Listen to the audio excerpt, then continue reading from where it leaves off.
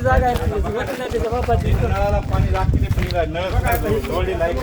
आता कसं दाखिला असं बघा कनेक्शन कुठं दिले कनेक्शन सगळे उघडे उघडायची काय करायला हलवा की हे बघा की खेळ हे सगळे बघा कोणता खेळ आहे कसं केली बघा पाईपच जोडेल नाही तर पाणी कसं आलं बघा पाणी आलं गावाला कसं पाणी दिलं फोटो काढायला विचार करा टाकीला पाणी खाणं नाही वरून कसं आलं पाणी जोडलं नाही साहेब यांना काय केलं खाली विहिरीचं पाणी दाखवलं बघा आता उन्हाला होतो त्यांना पाणी दाखवून यांना टायपास केला त्या ठिकाणी मी उसाला होतो पांडीला उसतोडा पाणी आलं पाणी काही ठिकाणी पडू लागलं म्हणे आता याच्या दुसऱ्या नळाला बी नाही तर पाणी आले डेस्की डेस्की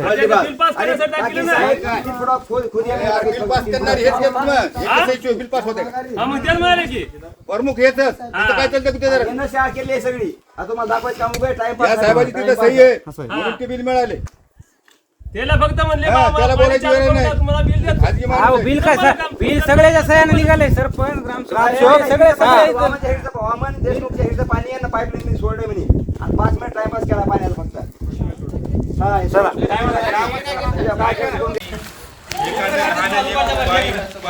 काय करायचं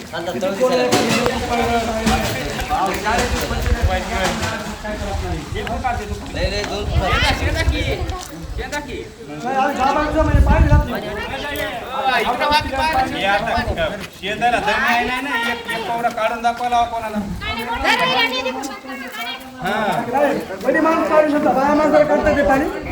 ग्रामपंचायत कमलापूर येथील पाणी टंचाईच्या अनुषंगाने आज भेट देण्यात आली। आज भेटीवेळी गावातील समस्त नागरिक या ठिकाणी उपस्थित होते। या अनुषंगाने ग्रामपंचायतमध्ये भेट देऊन जलजीवन मिशन अंतर्गत जे कामकाज चालू आहे त्याची सुद्धा पाहणी करण्यात आली।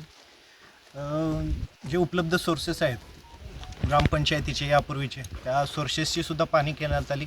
1 2 2 4 एकूण 8 सोर्स असल्याचे ग्रामसेवकांनी सांगितले। त्यापैकी आम्ही 4 सोर्सेसची पाहणी केली। त्यापैकी एक सार्वजनिक विहीर आहे त्याला पाणी आढळून आलं आणि एक बोर दलित वस्ती अनुसूचित जाती नवबद्ध वस्तीमधला जो बोर होता त्या ठिकाणी पण पाण्याची पातळी खाली गेल्यामुळं थोडं खूप फोर्स लावल्यानंतरच तिथं पाणी उपलब्ध होत आहे।